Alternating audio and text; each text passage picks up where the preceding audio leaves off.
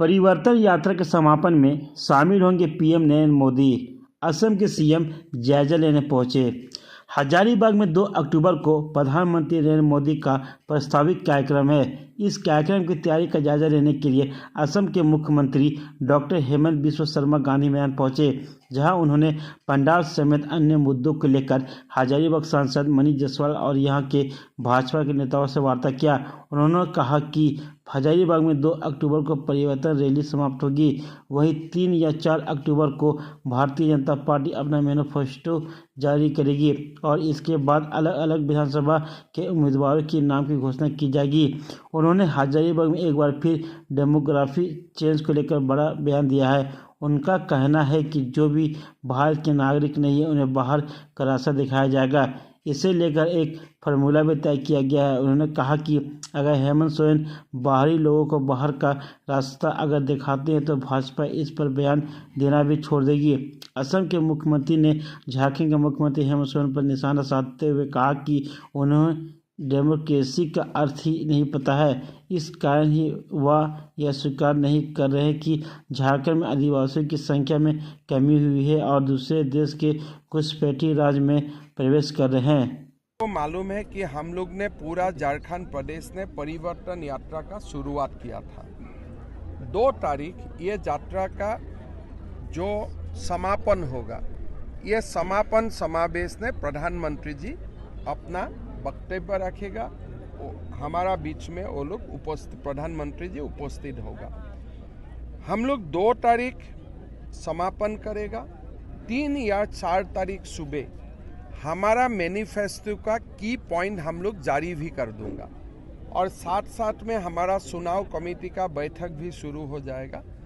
जैसे जैसे झारखंड का इलेक्शन डिक्लेयर होगा, हम लोग उम्मीदवार मैनिफेस्टो दोनों तरफ हम लोग पूरा अपने आप को तैयार कर लूँगा।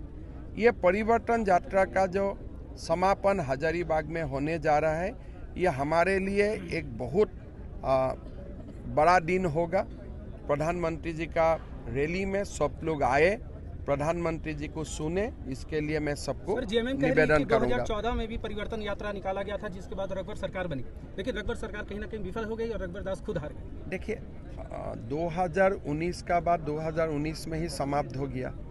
जेएमएम बहुत ज़्यादा हिस्ट्री पढ़ता है। मैं जेएमएम को निवेदन करूंगा, ज़्यादा अतीत मत देखो, भविष्य का तरफ देखने का कोशिश करो। अगर आप भविष्य देखेगा, आपको अंधारे देखेगा, आपका कोई रोशनी आपको नहीं देखेगा। डेमोग्राफी सेंस पहला बार उनको, मेरा लगता है उनका डेमोग्राफी का मीनिंग ही पता नहीं है। झारखंड में मैं तो आपको बता ही रहा हूँ, हर साल अभी आदिवासी घटा है, ये डेमोग्राफी सेंस बोलता है।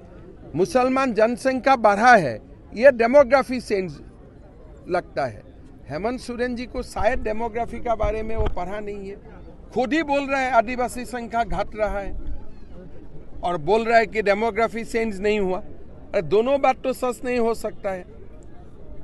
तो हेमंत सोरेन जी शायद अभी वो पावर का मोह में, समता का लालच में वो बहुत ज्यादा डूब चुका है। आदिवासियों के लिए चिंता करने का उनका शायद अभी समय नहीं है। आरोप भी है, चुनावी मुद्दा होगा। देखिए, एनआरसी होगा, जिसका नाम एनआरसी में नहीं आएगा उनको हम लोग बांग्लादेश तक धक्का मार मार के हमको भगाना पड़ेगा। यही हमारा नीति होगा। पहले सब लोगों को एनआरसी बनने का समय, सब लोगों को अपना पक्ष रखने का सुविधा मिलेगा। कानूनन पूरा जितना भी प्रोसेस करना है सब प्रोसेस किया जाएगा। अंत में अगर आप अपने आप को प्रूव नहीं कर सकते हो कि मैं भारत का नागरिक हूं, तब आपको कानून का रास्ता से ही हम धक्का मार मार के बांग्लादेश भेज दूंगा। सर, असम में कितना सफल रहा पहला? असम में देखिए, असम में हमारा एक प्रोसेस कंप्लीट हो चुका है। 14 लाख लोगों को हमने आइडेंटिफाई किया हो। अभी हम सुप्रीम कोर्ट से और रिक्वेस्ट किया हूँ कि हमको और एक बार करने दीजिए। सीमान में हमको और 20% सैंपल चेक करने दीजिए। पहला चरण में ही हमने 14 लाख लोगों को आइडेंटिफाई किया जो प्रथम दृष्टि में भारतीय नागरिक नहीं है। अगर सुप्रीम कोर्ट से हमें दूसरा रिवीजन का अनुमति मिल जाते हैं तब वो संख्या और बढ़ेगा। अभी तक जो संख्या हुआ है पहला चरण का एनआरसी से ये लगभग 14 लाख और 15 लाख का बीच में है। एक बड़ा इंपॉर्टेंट सवाल है सर इसमें, जैसे आप डेमोग्राफिक चेंज की बात कर रहे हैं, यानी बांग्लादेश रोहिंग्या के लोग यहाँ पर हैं, आदिवासी संख्या घट रही है, तो जो बांग्लादेशी हैं जो वोटर लिस्ट में हैं उनको कैसे रोकेंगे? देखिए वोटर लिस्ट में कब से है, आप वोटर लिस्ट में 2026 में है, 2021 में है, उसका पहले आपका नाम कहाँ था? अगर आप भारत का नागरिक है, आपका उम्र 40 साल है, 2026 में आपका नाम झारखंड में है, 2021 में आपका नाम झारखंड में है, इसका पहले नाम कहाँ थे? वही पूरा खेल है। हम लोग 2001 से वोटर लिस्ट का जांच करूंगा, भाई ये बंदा का यहाँ नाम नहीं था, से में नाम है, से में नहीं था, सोधा में है, सोधा में नहीं था, 21 में है, पहले आप कहाँ था? अगर वो बता देते हैं कि पहले मेरा नाम बिहार में था, पहला मेरा नाम बंगाल में था, पहले मेरा नाम असम में था, मेरा नाम दिल्ली में था, तब ठीक है, कोई आपत्ति नहीं। लेकिन अगर दिखा नहीं सकता है कि पहले हमारा नाम कहाँ है, तब तो प्रथम दृष्टि में आपका ऊपर संदेह जाएगा ही जाएगा। फिर आपको ट्राइब्यूनल का सामने प्रूव करना है कि भाई आप झारखंड आने का पहले आप कहाँ थे। तो ये बहुत साइंटिफिक प्रोसेस है और ये प्रोसेस को सुप्रीम कोर्ट मोहर लगा के रखा हुआ है, इसमें किसी का कष्ट नहीं होते हैं। और जैसे जो भी नया लोग वोटर लिस्ट में आया है, खाली वही लोगों को जांच किया जाएगा।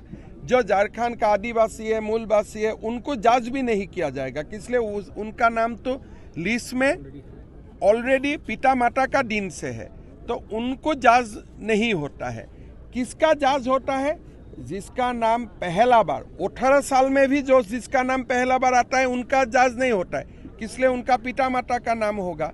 लेकिन जो परिवार का नाम पहला बार आया है, जैसे आप पाकोर में जाए, बहुत सारा परिवार का नाम पहला बार वोटर लिस्ट में आते हैं। जो व्यक्ति का नाम पहला बार वोटर लिस्ट में आते हैं और उनका उम्र 18 नहीं है, उनका उम्र 30 साल है, 35 साल है, 40 साल है, उनको पूछा जाता है कि आप कृपा करके बताइए कि आप पहले कहाँ थे।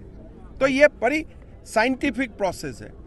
और आप इतना मुझको बताइए, मैंने वो दिन पाकोर में गया था, पहले वहाँ में हिंदू विधायक होते थे, अभी हिंदू लोग कॉन्टेस्ट भी करने के लिए डरता है, आदिवासी लोग भी कॉन्टेस्ट नहीं करता है, पूछने से बोलते हैं नहीं संख्या परिवर्तन हो गया।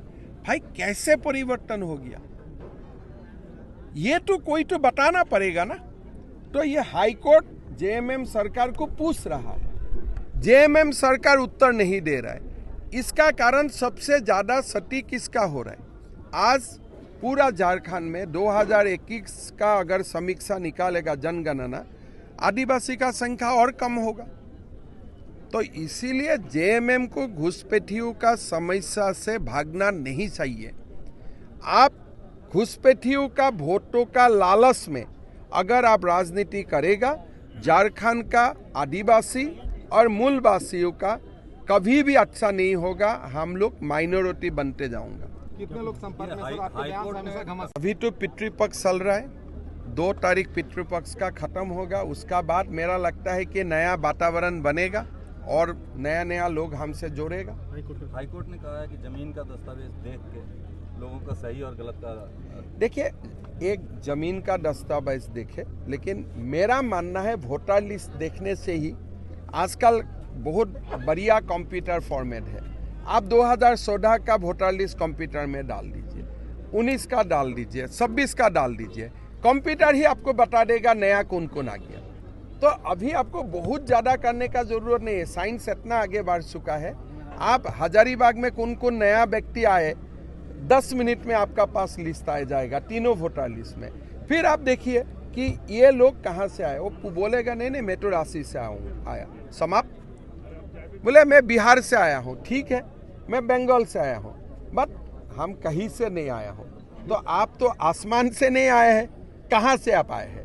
तो ये सिस्टम इतना टफ नहीं है। अच्छा सरकार होगा तो 6 महीना का अंदर ही पहला चरण में हम निकाल पाऊंगा कौन घुसपैठी है कौन नहीं है।